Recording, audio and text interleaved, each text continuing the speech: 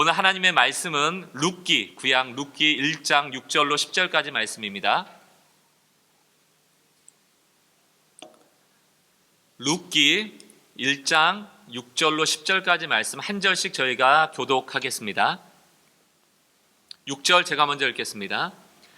그 여인이 모압 지방에서 여호와께서 자기 백성을 돌보시사 그들에게 양식을 주셨다 함을 듣고 이에 두 며느리와 함께 일어나 모압 지방에서 돌아오려 하여 있던 곳에서 나오고 두 며느리도 그와 함께하여 유다 땅으로 돌아오려고 길을 가다가 8절입니다. 여러분들이 지금 이제 빨간 글씨로 돌아오다라는 데 강조점이 있는데 그걸 좀 주목해서 보시면 좋을 것 같아요. 8절.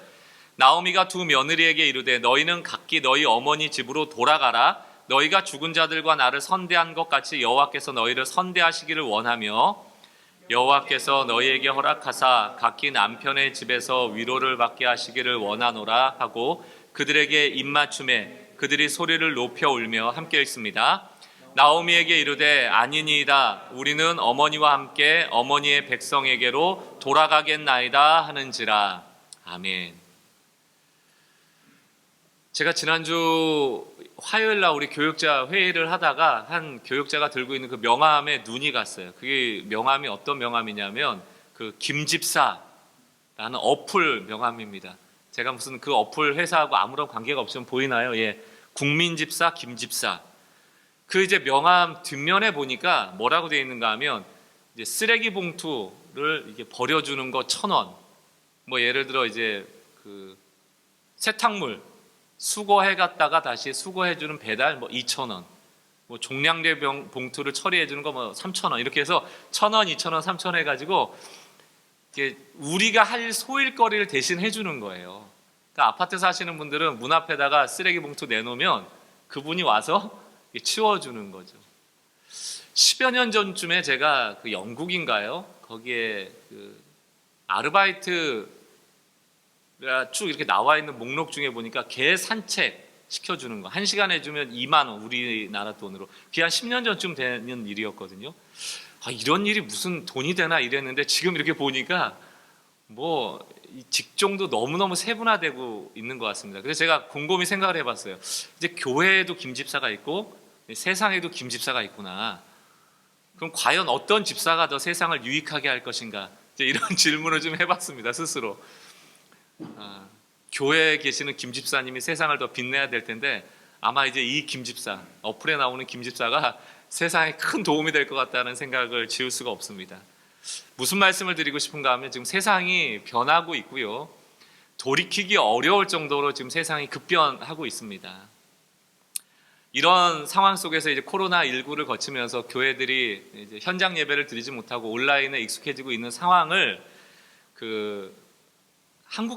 기독교 한국사를 전공하는 교수님이세요. 제가 종종 인용하는데 그 옥성득 교수님이라는 분이 코로나 이후의 변화에 대해서 4가지를 말씀하셨어요. 의미 있기 때문에 여러분들에게 좀 보여드리려고 합니다. 첫 번째, 교회에 관해서는 건물 공간 중심의 집회, 우리 모여서 집회하는 거 있잖아요. 그것이 이제는 온라인이나 시간을 공유하는 공동체로 바뀌어질 것이다. 모이지 않더라도 우리가 온라인상으로 시간을 공유할 수 있다는 것, 장소에 구애받지 않는 그런 형태의 교회가 될 것이다. 여기에 익숙해져야 될 것이다. 이렇게 평가를 했고요. 두 번째, 구원에 대해서는 개인 구원, 가족 구원, 주변에 나와 가까운 사람들 내가 구원시켜야지 이런 것으로부터 이제는 사회를 구원하고 환경을 구원하는 쪽으로 확대돼야 될 것이다. 요즘 그런 얘기 많이 하잖아요. 2달 동안 코로나가 휩쓸고 가니까 자연 생태계가 좋아졌답니다. 미세먼지가 줄고요. 바다의 오염도가 줄고요. 이제 우리만 구원받기 위해서 많은 것들을 피해 주었던 상황들을 기억하고 개인 구원, 가족 구원에서 사회 구원과 환경 구원 쪽으로 더 확대돼야 된다. 또 세 번째, 목회는 행사 많이 치르고 프로그램 많이 하고 거기에 사람도 많이 모아서 흥행했던 그런 방식에서 개개인의 치유와 건강으로 가야 된대요. 정말 이 사람이 변화되고 있는가? 그 한 사람의 영적 건강, 영적 치유에 관심 가져야 되는 쪽으로 방향이 바뀌어야 된다. 또 네 번째, 영성에 대해서는 행동주의, 우리가 무엇을 열심을 해서 했던 것으로부터 평가받았던 시대로부터 이제는 내 내면으로 안식과 나에게 진짜 평화가 있는가. 주일로 치면은 우리가 주일날 몇 번 예배 드렸느냐, 몇 번 봉사했느냐, 그 열심으로 평가받는 것이 아니고 정말 내가 안식했는가, 또 내가 예수의 부활에 내가 참여하고 있는가, 이것을 스스로 평가하는 기준이 중요해질 것이다, 이런 얘기를 하는 거예요. 어떤 집사님이 그런 걱정하더랍니다. 제가 한번 이전에도 얘기해 드렸던 기억이 나는데, 저희 교회는 아니고요, 타교회 집사님이 이제 코로나19 이후에 교회 갈 생각을 하면서 교회 가서 봉사할 생각하니까 끔찍하다라고 얘기했다는 거예요. 교회 가서 봉사할 생각하니까 가기 싫다고. 몇몇 분의 얘기일 수도 있지만 이게 한국 교회의 행동주의를 얼마나 행동으로 평가받고 있는가에 대한 한 극단적인 일례입니다. 아드폰테스라는 말 아시죠? 아드폰테스, 이게 이제 중세에서 우리가 종교개혁을 일으켰던 그 종교개혁의 핵심되었던 얘기입니다. 근원으로 돌아가자, 본질로 돌아가자, 진짜로 돌아가자. 이게 종교개혁의 정신 아니에요? 면죄부 팔아서 장사했던 중세시대에 종교개혁자가 근원으로 돌아가자 했던 그 근원이 무엇이었습니까? 신앙의 근원은 하나님께 영광이 돼야 된다. 오직 은혜, 오직 믿음, 오직 성경, 그것이 본질이 돼야 된다. 그것으로 돌아가자고 하는 게 종교개혁 아닙니까? 근데 놀랍게도 종교개혁을 외친 이후에 과연 중세는 바뀌었는가? 바뀌지 않았어요. 오히려 유산, 내가 죽은 다음에 나에게 올 유산까지를 팔아서 면죄부를 사놨는데, 혹시 그 면죄부가 효력이 없어지면 어떨까 걱정했단 말이죠. 종교개혁자들의 앞에서 종교개혁을 일으켜서 본질로 돌아간 게 아니고 여전히 면죄부 걱정하고 있었다는 거예요. 내 면죄부, 나 이미 사놨는데 그 면죄부가 효력이 없어지면 어떡하지? 여러분, 종교개혁을 외쳤다고 중세시대가 금방 바뀌지 않습니다. 지금 이 코로나 사태를 겪고 우리가 이제 다음 달이 되면 어쨌든 현장 예배 드리잖아요. 저희가 목사님들도 모여서 얘기하면 언제 교회로 복귀하냐, 언제 이제 우리 예배 같이 드릴 수 있느냐, 이제 비대면으로 오는 인간의 어떤 막 건조해진 이런 관계가 단절된 상황에서 언제 우리가 얼굴을 보고 관계를 맺어가고 소그룹하고, 이런 거 관심 엄청 많거든요. 여러분, 교회로 돌아가는 게 아드폰테스입니까? 사람 얼굴 대면하는 게 아드폰테스일까요? 과거로 회귀해서 우리가 이전에 드렸던 예배로 돌아가는 것이 그게 아드폰테스일까요? 우리 다시 한번 질문을 드려볼게요. 사랑하는 성도 여러분, 과거의 방식으로 우리가 돌아가서 현장에서 예배 드리는 것이 우리의 기준에서 정상이고 지금이 비정상일까요? 그래서 우리가 정상인 과거로 돌아가자라고 우리가 강조하고 있는 것일까요? 우리가 한번 왜 교회로 돌아가려고 하는가? 왜 현장으로 돌아가려고 하는가? 왜 우리가 소그룹을 하려고 하는가? 왜 우리가 사람과 교제하려고 하는가? 왜 그렇게 하려고 하는가? 그럼 따져 물어야 돼요. 저는 과거에 한국 교회를 대표하는 대형 교회에서 부교육자 생활했습니다. 뭐 이제 이름을 얘기하지 않아도 다 아는 교회죠. 오부 예배를 드렸었는데요. 한 번 예배 드릴 때마다 본당에서 예배 드리는 인원이 1,000명이었고요. 그 외에 영상으로 예배 드리는 인원이 3,000명이었습니다. 그렇게 오부까지 2만 명이 예배 드리던 교회였죠. 어느 날은 본당에 들어가지 못한 성도가 이제 밖에서 옆에 있는 영상 예배실로 안내를 받으면서 안내하는 목사님께 투정을 하는 거예요. 목사님, 어차피 본당에 못 들어갈 거면 영상으로 예배 드리는데 그냥 교회에서 영상 예배 오픈해주면 그냥 집에서 드리면 되잖아요. 이렇게 얘기를 했어요. 그러니까 이제 목사님이 뭐라고 대답해야겠습니까? 여러분이 뭐라고 얘기하겠어요? 맞네요. 영상 예배 오픈해 드릴 테니까 다음부터는 교회 오지 말고 그냥 집에서 TV를 보세요. 이렇게 얘기할 수는 없으니 그 목사님이 아이고 성도님, 그래도 교회 오셔서 예배 드려야죠. 교회는 공동체입니다. 함께 모여서 예배 드리는 것, 또 예배에 나오는 것이 굉장히 중요합니다. 그래서 얘기했어요. 그때는 맞는 얘기였어요. 지금은. 여러분, 정말 모여서 예배 드리는 것이 주일 예배 핵심이라면 코로나 감염돼서 죽을지라도 모였어야죠. 그게 정말 본질이란 모였어야죠. 근데 왜 안 모였냐고요? 본질이 아니란 얘기예요. 이제는 뭐라고 대답해야 되죠? 그런 분들한테? 이제는 집에서 TV로 예배 드리는 것도 예배예요. 그 얘기를 2달 동안 했는데 이제 모순이 발생한 것 아닙니까? 어떻게 해야 돼요? 2달 전 이전으로 돌아가는 것이 정상이고 지금보다 더 좋아지는 것이라고 얘기할 수 있을까요? 여러분들 영상 예배 드릴 때 가족, 이 아이들 키우면서 그 구속실에서 예배 드려서 다 경험하셨던 일일 겁니다. 여러분, 그 아이들하고 같이 예배 드리는 구속실 예배 어때요? 집에서 드리는 것보다 훨씬 더 좋습니까? 저는 경험한 바로는 뭐 그렇게 좋은 기억은 아니었어요. 얼마나 시끄럽고 얼마나 돗대기 시장 같은지, 아마 집에서 조금 TV 앞에서 드리는 예배가 더 좋지 않을까 하는 생각도 해봅니다. 과연 집에서 TV 보지 않고 이제는 그 아이들 데리고 그 잠옷실 들어가는 게 더 좋아지는 그런 예배일까요? 우리가 지금 5월 달에 어찌하든지 현장 예배로 돌아갈 겁니다. 과거로 돌아갈 겁니다. 그러나 이 시간들을 통하여서 우리에게 유익되어지고 아드폰테스, 우리가 놓치고 있던 본질을 파악하고 다시 우리가 부여잡지 않으면 우린 그냥 과거로 돌아갈 뿐이에요. 하나님이 기뻐하시는 게 무엇일까에 대한 해석이 필요할 때라는 겁니다. 아우렐리우스 어거스틴이라는 사람이 했던 유명한 얘기가 있습니다. 여러분 한 번쯤 다 들어보셨을 거예요. 영어랑 한글을 제가 같이 띄워드릴게요. 본질에는 일치를, 비본질에는 자유, 관용을, 세 번째 모든 일에는 체리티라는 게 자비죠. 이게 사랑입니다. 긍휼. 본질에는 일치를, 비본질에는 관용을, 모든 일에는 사랑을. 이 코로나 상황을 해석해야 돼요. 과거로 돌아가는 게 다 좋은 게 아니고요. 왜 우리는 영상으로라도 주의를 지켜야 하는가? 그게 본질이기 때문이에요. 주의를 지키는 것이 본질입니다. 주일은 안식일과 부활이라는 두 가지의 핵심 키워드가 있는 거예요. 우리가 6일 동안 최선을 다해 살아가는 동안 혹시라도 우리의 영이 상할까 두려워하여 하나님께 나와 안식하는 그 안식과 부활하신 예수 그리스도의 승리가 함께 함축되어 있는 것이 주일입니다. 이 주일은 그러므로 명령과 같은 것이에요. 안식을 지키라는 것과 같이. 그러므로 주일은 지켜야 돼요. 그러나 왜 교회라는 건물이 아니고 가정에서도 예배가 가능할까? 장소는 비본질이거든요. 장소는 비본질이거든요. 여러분 바벨론 포로로 끌려갔을 때 예루살렘이라는 성전을 떠나 바벨론이라는 이방 땅에서도 하나님은 임재하셨습니다. 그곳에서 이스라엘 백성이 어떤 형태로든 안식일을 지키려 할 때 그것은 성전이 아니었어도 하나님은 그곳에 임재했어요. 비본질에는 자유를.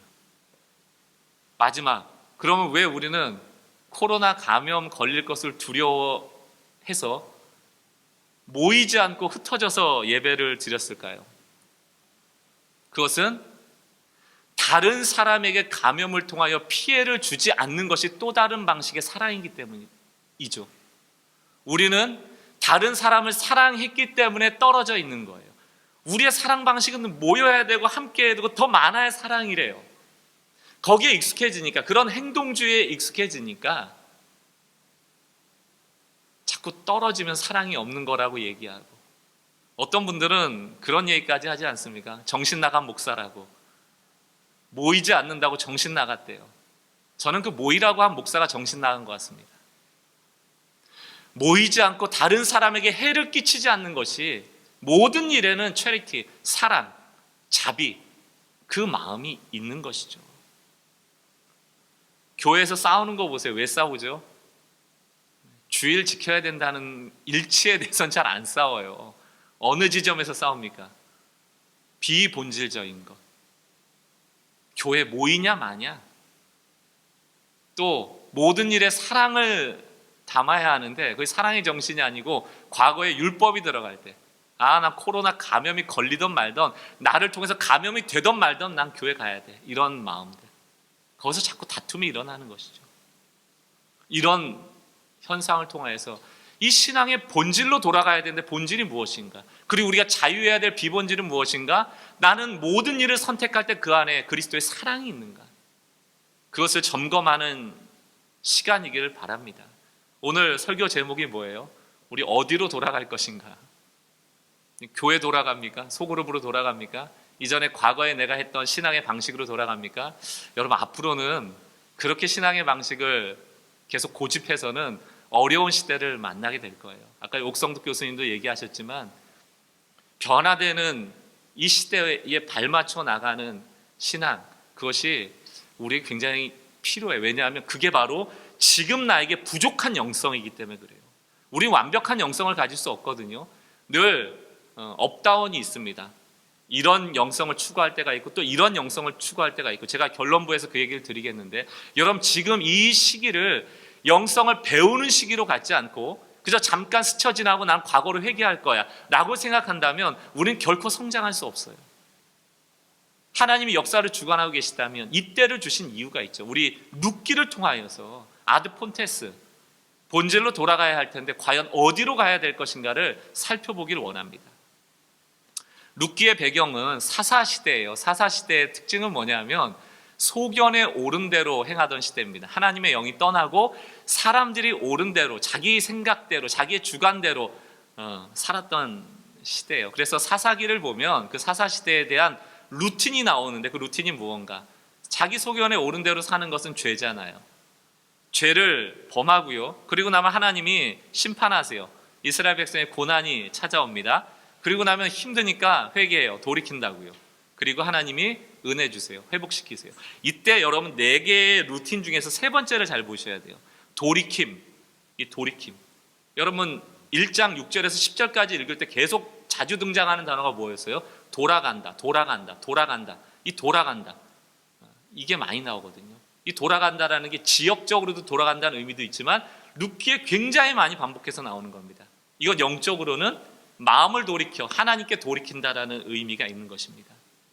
자, 소견에 옳게 살던 그 죄악된 시대 속에서 룻기도 그 배경 안에 있어요. 근데 어느 날 이스라엘 베들레헴 지역에 기근이 든 겁니다.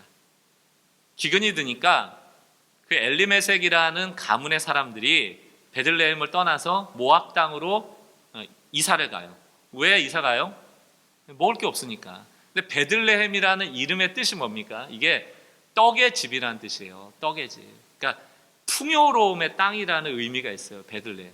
그래서 룻기의 소제목이 뭐냐면 떡집에 떡이 없다예요. 떡집에 떡이 없다. 그러니까 베들레헴이 떡의 집인데 떡이 없어요. 그러니까 엘리멜렉 가문이 어떻게 해요? 떡이 없으니까 떡을 찾아서 모압 땅으로 가는 겁니다. 근데 엘리멜렉이라는 또 이름이 재밌습니다. 엘리멜렉 가문의 그 엘리멜렉이라는 한 가장의 이름의 뜻이 뭐냐면 하나님은 나의 왕이시다, 이런 뜻이거든요. 자, 베들레헴에 떡이 없고 하나님은 왕이신데 모압 땅으로 떠나고, 이게 이제 사사기예요. 지금 엘리멜렉이라는 가문이 이사하는, 움직이는 기준이 뭐죠? 떡입니다. 베들레헴에 떡이 풍성할 때는 그곳에 있었고요. 그곳에 떡이 떨어지자 하나님이 왕이시고 하나님께서 이 떡을 주실 분이라는 믿음이 나오는 게 아니고 모압에 떡이 있다는 소식으로 모압으로 가는 것이죠. 그래서 모압 땅, 이방 땅으로 가서 그래도 이제 기근을 피해 살았는데 이제 어디도 기근이 와요? 모압 땅에도 기근이 와요. 이제 모압 땅에 뭐가 없는 겁니까? 떡이 없어요. 떡이 없을 뿐만 아니고 이 엘리멜렉 가문이 완전히 비참한 상태로 빠져버립니다. 엘리멜렉도 죽고 그 두 아들도 죽고 엘리멜렉의 아내인 나오미와 그 두 며느리만 살아남게 되죠. 그래서 오늘 우리가 읽었던 본문은 뭡니까? 남편과 아들이 다 죽어버린 나오미, 그리고 이방 여인인 두 며느리에게 나는 이제 모압 땅에서 더 이상 살 수 없으니 나는 베들레헴으로 돌아갈 테니 너희는 다 너희 이방 지역으로 돌아가라고 얘기하는 거예요. 며느리들한테 돌아가라. 나는 베들레헴으로 돌아갈 테니 너희는 이방 땅으로 돌아가라. 근데 그 두 며느리 중에서 누가? 룻이라는 며느리가 나는 이방 집으로 돌아가지 않고 어머니를 따라 베들레헴으로 돌아가겠습니다, 이렇게 얘기를 하죠. 그래서 이 룻기의 핵심 단어는 돌아간다라는 히브리어 슈브라는 단어가 키워드예요. 슈브. 돌아간다는 뜻이에요. 떡을 찾아. 베들레헴에 떡이 있을 땐 베들레헴으로 갔다가, 이방 땅에 떡이 있으면 이방 땅으로 갔다가, 또 그곳에 떡이 없으면 다시 베들레헴으로 돌아오는 우리네 인생과 같은 삶을 상징적으로 보여주고 있는 것이죠. 자, 이제 나오미는 또 떡을 찾아 룻과 함께 베들레헴으로 돌아옵니다. 자, 돌아왔을 때 그 베들레헴 지역에 있는 사람들이 그 나오미를 보면서 뭐라고 얘기를 했을 것 같으세요? 여러분 장면 한번 떠올려 보세요. 다 아는 사람들이거든요. 다 친족들이에요. 근데 엘리멜렉도 없고 아들도 다 죽어버리고 나오미가 과부가 돼서 며느리 하나랑 왔단 말이에요. 그 사람들이 뭐라고 얘기를 했겠습니까? 손가락질 많이 했을 것 같아요. 나오미라는 뜻이 뭐예요? 기쁨이라는 뜻이거든요. 근데 기쁨은커녕 지금 비참하게 이 땅에 돌아오잖아요. 떡을 중심으로 살아가는 사람에게 찾아오는 어찌 보면 당연한 결과라고 할 수 있습니다. 자, 이제 나오미하고 룻에게 필요한 건 떡이에요. 떡을 찾아 헤매는 거죠. 여러분들이 룻기를 한번 쭉 읽어보면 그 앞부분에는 룻과 나오미가 떡을 찾아, 먹을 것을 찾아 헤매는 장면들이 늘 등장합니다. 그러나 베들레헴으로 돌아온 그 두 여인에게 기다리고 있는 것은 떡이 아니에요. 떡보다 훨씬 좋은 겁니다. 떡만 주신 것이 아니고 떡보다 훨씬 더 좋은 것을 하나님이 준비하고 계셨죠. 그래서 룻기는 슈브, 돌아온다라는 키워드와 함께 너희가 돌아오기만 하면 그 다음 키워드가 헤세드예요. 헤세드. 하나님이 너에게 헤세드를 주신다. 이 헤세드는 해석하기가 참 어려운데 사랑 혹은 은혜 이렇게 좀 표현할 수가 있고요. 도저히 받을 사람이 아닌데 주어지는 하나님의 호의 이렇게 얘기합니다. 자격이 없는데 우리에게 베풀어 주는 호의. 그게 이제 누구에게 주어져요? 슈브하는 자에게. 성경은 여러분 성경 쭉 읽어보면 룻기가 이 성경의 축약판이거든요. 슈브하면 하나님은 우리가 상상할 수 없는 헤세드를 주신다. 나는 떡을 찾아 그 떡을 중심으로 사는 인생이었는데 다시금 하나님은 나의 왕이시다라는 믿음으로 베들레헴으로 돌아올 때 하나님은 헤세드를 베푸시는 분이시다. 이것이 룻의 핵심 이야기입니다. 그리고 보면은 탕자 이야기는 어때요? 슈브, 돌아오죠. 탕자는 무슨 기대감을 가지고 아버지 집에 돌아옵니까? 그냥 밥만 먹여주면 좋은 거예요. 그런데 돌아왔을 때 아버지는 그 탕자에게 밥만 줘요? 아니죠. 헤세드를 베푸시죠. 금가락지를 끼우고 소를 잡고 잔치를 벌이고 아들로서의 위치로 다시금 대우해 주시죠. 이게 헤세드입니다. 호세아서를 한번 보겠습니다. 호세아 6장 1절. 오라 우리가 여호와께 돌아가자. 여호와께서 우리를 찢으셨으나 도로 낫게 하실 것이요 우리를 치셨으나 싸매어 주실 것이라. 오라 우리가 여호와께 돌아가자. 여러분 여호와께 돌아가자라는 이 구약 시대의 이야기가 단지 예루살렘 성전에 돌아가서 예배드리자는 뜻이겠습니까? 절기를 잘 지키자는 뜻이겠습니까? 예물을 많이 드리자는 뜻이겠습니까? 우리가 교회로 돌아가자는 뜻이겠습니까? 사람들 얼굴을 보자는 뜻이겠습니까? 소그룹을 하자는 뜻이겠습니까? 여러분에게 여호와께로 돌아가자라는, 여호와께 슈브하자라는 뜻은 도대체 무슨 의미인가? 우리가 이 의미를 붙잡지 않고 다음 주에 교회로 돌아온들, 그래서 과거로의 회귀밖에 아무런 의미가 없어요. 마치 중세 사람들이 종교개혁을 외쳐도 그들의 면죄부를 붙잡고 살아가는 인생과 조금도 다르지 않다라는 것입니다. 우리는 지금 이 코로나19를 통한 이 두 달의 이 위기를 영적인 기회로 붙잡아야 해요. 우리의 부족한 영성을 채우는 시간으로 붙잡아야 해요. 그저 외모로, 외형으로, 흥행으로, 그냥 모임으로, 집회로, 행동주의로 내 신앙을 어찌 보면 과거에 단련시켜 왔다면 이젠 반대편이에요. 또 다른 신앙의 영성을 내 영혼에 채우지 않으면 우린 성장하지 못합니다. 도대체 여호와께로 돌아가는 것이 무엇인가? 나에게 있어서 그 질문에 여러분 답을 하셔야 돼요.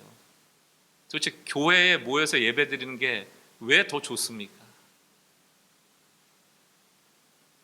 좀 관계적인 사람들은 요즘 교회 안 가니까 수다 떨 사람 없어서 힘들고 뭐 그런 거예요. 제가 코로나 상황 이렇게 정리를 한번 해봤어요. 코로나 상황은 하나님과 비대면하면서도 사람을 대면하면서 즐기던 시대를 벗어나서 사람을 비대면함으로 오히려 하나님을 대면할 기회를 얻어가는 시간이라고 할 수 있다. 여러분, 하나님 맨날 비대면하면서 사람 만나러 교회 오는 게 뭐 그렇게 즐겁습니까? 지금은 어찌 보면 강제적으로 사람과 비대면하게 함으로 하나님과 대면할 시간을 주신 것 아닙니까? 이제 2달이 다 지나가고 있어요. 과연 우리는 이 2달 동안 하나님과 대면하는 시간을 얼마나 가졌습니까? 가정을 교회로 만들고 가정을 하나님의 집으로 만드는데 우리가 얼마나 많은 시간을 기울였습니까? 이 시간이 지나고 나면 우리 또 면죄부 붙잡고 중세적 방식으로 신앙생활 가능성이 높아요. 지난주에 제가 이게 뭐 홍보가 돼서는 안 되겠지만 맥체인 성경 사가지고 이게 보는 유익을 얘기하고 여러분도 꼭 성경 보시라고 얘기했더니 제 교육자 중에 한 분이 그 책 바로 사셔갖고 한 주 동안 읽으면서 저한테 몇 번이나 고맙다 얘기하시더라고요. 유익된다고. 행동하지 않으면 아무 일도 벌어지지 않아요.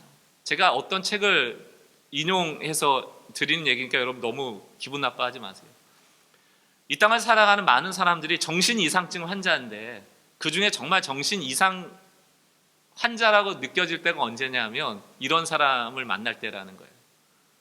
나는 변하고 싶어 라고 외치고 아무 일도 하지 않는 사람.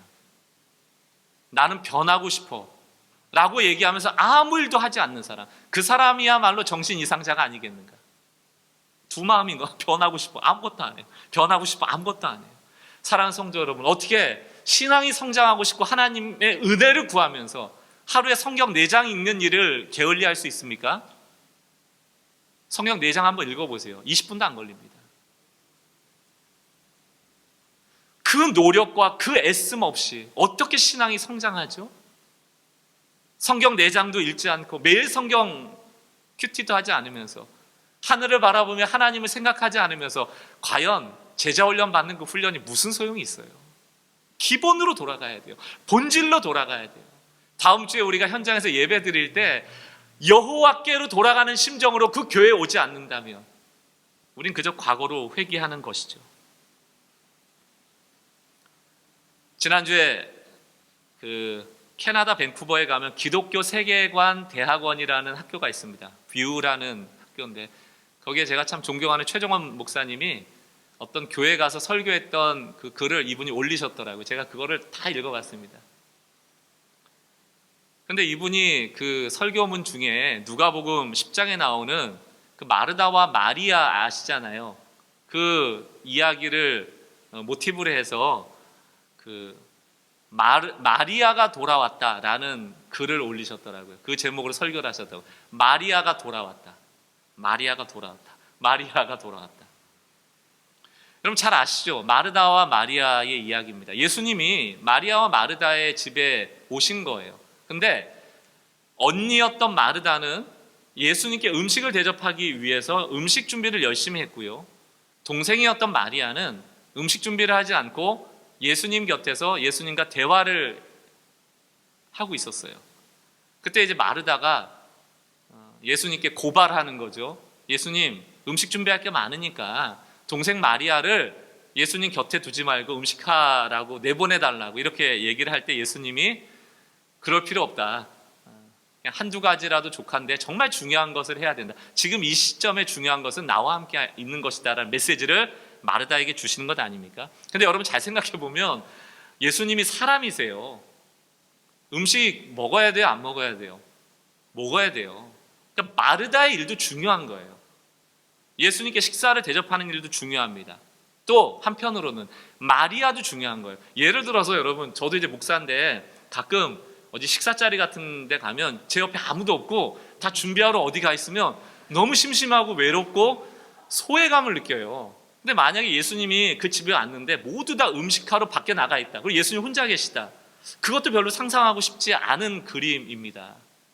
음식을 열심히 준비하는 것도 중요하고 예수님과 함께 대화하는 것도 중요해요. 그래서 이 기독교의 영성은 두 가지가 있어요. 실제적으로 부지런히 성실하게 몸을 움직이는 영성도 필요하고요. 때로는 예수님의 발치에 머물러서 그 자리에 조용히 있는 그런 영성도 필요합니다. 소리를 내야 될 때도 있고 잠잠해야 될 때도 있어요. 근데 우리의 영성은 늘 왜곡되다 보니까 늘 소리치는 데만 익숙해지니까 조용할 때를 어색해하고, 어떤 사람은 조용한 것만 추구하니까 소리 내는 걸 어색해하는 거예요. 그러니까 우리는 마르다만 있고 마리아만 있는 거예요. 그러니까 마르다랑 마리아는 만나면 늘 어떻게 해요? 싸우는 거죠. 마리아와 마르다의 영성을 다 필요로 해야 된다는 거예요. 그런데 이제 그 교수님의 글에는 이런 뉘앙스가 들어있는 거예요. 마르다, 마리아 영성 다 중요한데 지금 이 현대 사회는 너무 마르다가 많다는 거예요. 마르다가 많다. 그러면서 한 신학자의 말을 인용했더라고요. 제가 한번 그 글을 읽어보겠습니다. 점점 더 많은 사람들이 마르다의 정신없이 바쁜 삶을 존경하고 추종합니다. 반면에 마리아나 마리아처럼 딴 세계의 삶을 사는 것 같은 사람들은 시대에 뒤처진 것으로 간주합니다. 제가 말씀드리고자 하는 것은 이렇게 성경적 우선순위가 뒤집어진 것은 근대화의 결과입니다. 혹은 어쩌면 근대성이라는 우리가 성찰적 삶을 외면한 부산물이라고 하는 것이 더 맞을지 모르겠습니다. 이건 근대로 오면서, 중세를 넘어가 근대로 오면서 종교개혁을 일으켰던 종교개혁자들, 그리고 그 개혁신앙을 가진 사람들의 특징이 뭔가 하면 굉장히 성실했어요. 열심히 살았어요. 그럼 여러분, 열심히 살면 주어지는 게 뭐예요? 부가 주어집니다. 그렇기 때문에 이 근대 신앙에서 중요한 게 뭐냐면 성실히 사는 것과 함께 절제하는 삶이 강조되었습니다. 왜냐하면 종교개혁자의 개혁신앙을 가진 사람들 돈을 많이 벌었거든요. 성실했기 때문에. 그래서 그 당시 종교개혁자들의 영성을 한마디로 얘기하려면 그것은 하나님의 부르심을 받은 자는 쉬지 않고 열심히 살아감을 통하여 나의 신앙을 증명해내는 일에 몰두했거든요. 맞잖아요, 여러분. 하나님이 나 같은 죄인을 구원하셨는데 우리가 할 수 있는 일이 뭐예요? 내 삶에서 열심히 하는 거예요. 그렇잖아요. 그러다 보니까 돈을 많이 벌어요. 삶이 풍성해져요. 기업가도 나오고 사업가도 나와요. 그럼 이거 어떻게 해야 돼요? 나눠야 되는 거예요. 절제하고. 그런데 사람이 기본적으로 이게 물질이 더 많아지다 보니까 욕심이 들어오고, 나도 저렇게 좀 잘 살고 싶어라는 경쟁이 들어오고, 무한 경쟁의 시대, 약육강식의 이런 근대를 넘어서 현대성이 들어오고 나니까 어떻게 해요? 개혁주의자들이 가졌던 성실한 삶은 남아있는데 뭐가 없어져요? 절제가 없어지는 거죠. 그러면서 누가 많이 나옵니까? 마르다가 많아져요. 교회 안에도 마르다가 너무 많아요. 예수님을 위해서 한대요. 하나님을 위해서 한대요. 다 명분은 하나님의 영광이고 하나님을 위해서 하는 건데 조금 그 내면을 파고 들어가면 뭐가 있어요? 무한 경쟁의 논리, 약육강식의 논리가 교회 안에 얼마나 많은지 모릅니다. 내가 열심히 하는 만큼 다른 사람에게도 열심을 강조하고요, 내가 이룬 성취만큼 다른 사람도 하기를 원해요. 성경 공부 열심히 하시는 분들이 더 절제하고 겸손해지면 좋은데, 그 성경 공부를 통하여 자기 내면을 성찰하는 방향으로 나가면 좋은데, 그 마르다의 열심이 마리아의 영성을 보완하면 좋은데, 마르다의 영성만 있으면 다른 사람을 향해서 넌 성경 공부 안 하니? 넌 성경도 안 읽니? 나는 지난 학기에 성경 66권 다 읽었잖아. 너는 그것도 안 하니? 너는 도대체 하나님의 영광을 위하여 도대체 뭐하고 사니라고 지적하는 사람들만 된다는 것입니다. 우리의 신앙이, 저는 좀 마르다에 중독되어 있다. 그러므로 이 시대는 마리아가 돌아와야 된다라는 얘기예요. 마리아가 돌아와야 된다. 예수님 발치에서 그분을 좀 바라보는 신앙인들이 필요하다는 얘기입니다. 중독은 핵심 키워드가 절제하지 못하는 거예요. 여러분, 중독은 절제하지 못하면 중독이에요. 하나님의 영광을 위해도 성령의 은사가 뭐가 있습니까? 절제하는 은사가 있잖아요. 절제하는, 내가 절제하지 못한다면 그거는 중독이에요. 마르다가 그냥 음식하는 거 너무 좋아해서 음식하는 걸로 늘 예수님께 칭찬받았다면 이제는 그 발치의 머물름으로 칭찬받을 줄도 알아야 되는 거예요. 음식 만드는 것도 절제하셔야 됩니다.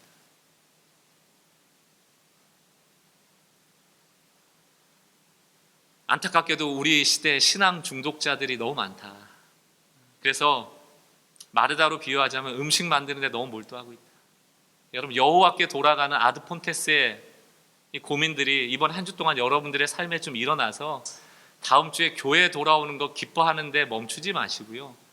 이전에는 예배를 귀하게 여기지 않고, 이전에는 행동주의의 한 방식으로 내가 주일이니까 오랜 시간 교회에 머물러야지 이런 마음으로 그저 왔었다면 이제는 정말 예배가 너무 귀하구나. 내가 다른 거 다 떠나서 하나님 만나야지, 은혜 받아야지, 정말 하나님과 교제해서 내 마음에 안식하고 또 고난 가운데 죽어있던 영혼이 예수 그리스도의 부활을 선언하고 이런 좀 본질이 우리 안에서 회복되는 은혜를 간구하면서 돌아오셨으면 좋겠습니다. 그것이 이 코로나19 동안 2달 동안 우리에게 마리아의 영성을 키우라고 주신 시간 동안 하나님에 대한 응답 아니겠습니까? 여호와께 돌아가자. 아드폰테스. 한 주간 실천 사항을 좀 드릴게요. 한 주간 실천상 제가 이렇게 적어봤습니다. 하나님께 좀 표현하는 거를 좀 내려놓고요, 하나님이 우리에게 요구하시는 걸 좀 받아들여 보세요. 한번. 하나님, 나는 이거 원하고, 이게 뭐 기도의 방식이기도 하고, 늘 내 상황을 알리잖아요. 마치 하나님이 내 상황을 모르는 것처럼. 근데 하나님이 아신다고 믿고 우리에게 원하시는 것들을 한번 이렇게 수용해 보는 훈련을 한번 해보시고요. 또 하나는 하나님께 이렇게 말 많이 하는 것보다는 귀 기울여 보는 것이죠. 우리 지난 순장 모임 때 한 교육자가 그 얘기 드렸잖아요. 5분 기도, 10분 기도 이 얘기하면서 자기 전에 내 머릿맡에, 내 침대에 예수님이 함께 옆에 계시다라고 생각하고 그분에게 말을 걸어보라. 그리고 그분이 나에게 또 말 걸어오시는 그 말 걸어오심에 귀를 기울여보라. 이건 무슨 신비주의를 우리가 논하자는 게 아니고요. 여러분이 어떤 고난에 있든지 그 고난을 극복할 수 있는 저는 유일한 길은 하나님의 음성을 듣는 수밖에 없습니다. 그분이 해석해 주시고 그분이 알려주시는 그 음성 하나가 들어올 때 우리는 회복되어져요. 사람의 100마디 소리 다 그만한 소리고요.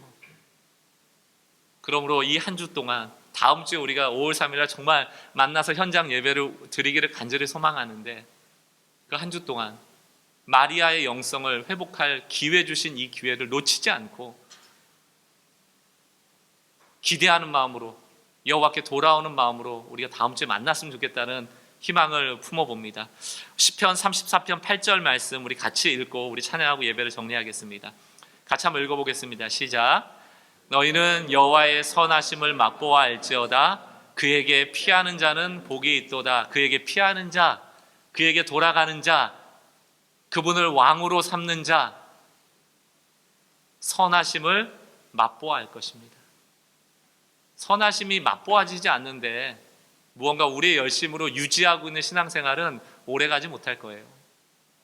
한 주 동안 하나님께 표현하는 것보다 받아들이는 일이 더 많아지고 하나님께 말하는 것보다 하나님께 귀 기울이는 일이 더 많아질 때 분명히 하나님의 선하심이 들려지는 은혜가 있으리라 믿습니다. 그 마리아의 영성이 회복되어지는 한 주의 삶이 되기를 주님의 이름으로 축원합니다.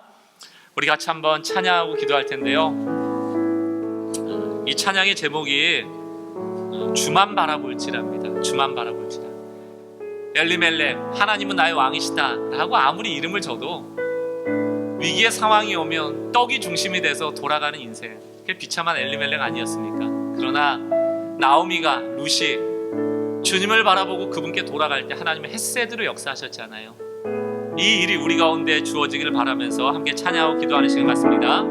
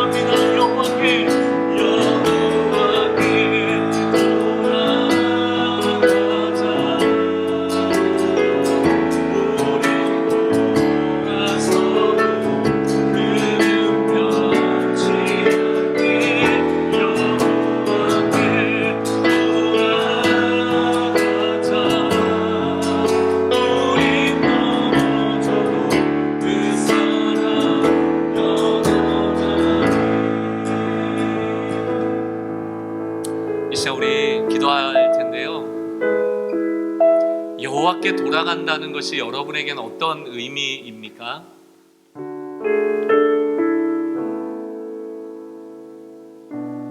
돌아갈 게 너무 많아요. 너무 많아요. 우리가 주님과 교제하는 시간, 주님이 우리에게 원하시는 것들을 받아들이는 시간, 그분이 우리에게 요청하시는 것에 귀 기울이는 시간을 상실했기 때문에 우리가 돌아가야 될 곳이 어딘지를 망각하고 살아갈 뿐이지, 아드폰테스, 신앙의 본질로 돌아가야 될 것들이 너무 많습니다. 주일만 해도 주일이 뭔가에 대한 것부터 우리가 놓치고 있지는 않습니까? 찬양, 예배, 말씀, 기도, 교제, 훈련, 선교, 전도, 왜 합니까? 누구를 위해서 합니까? 우리가 여기에 대해서 한 주간 우리가 상실하고 쉬우고 돌아가야 될 것이 무엇인지를 하나님과 깊이 대면하고 깨달아 알고 그것을 향하여 우리의 신앙의 걸음을 돌이킬 수 있는 여러분 모두가 되셨으면 좋겠습니다. 이 시간 여러분의 삶에 하나님의 자리를 다시금 비워두십시오. 그리고 그분을 모셔드리고 마리아처럼 그 발치에 무릎 꿇으시고 주의 음성에 귀 기울이기를 결단하십시오. 음식 만들러 나가지 마시고 정신없이 여러 가지 반찬 그만두시고 마르다에 중독되어 버린 혹시 신앙이 아닌가 점검하시고 실제적인 나의 변화를 위하여 더 에너지를 쏟으시기 바라요. 다음 주에 교회로 돌아가는 게 아닙니다. 사람 만나러 돌아가는 게 아닙니다. 우린 여호와께 돌아갈 것이고 놓쳐버린 본질로 돌아갈 것이고 우린 주일에 합당한 예배로 돌아갈 것입니다. 이 시간 주신 말씀을 조용히 정리하시고 또 묵상하시고 결단하는 시간을 드립니다. 기도하겠습니다.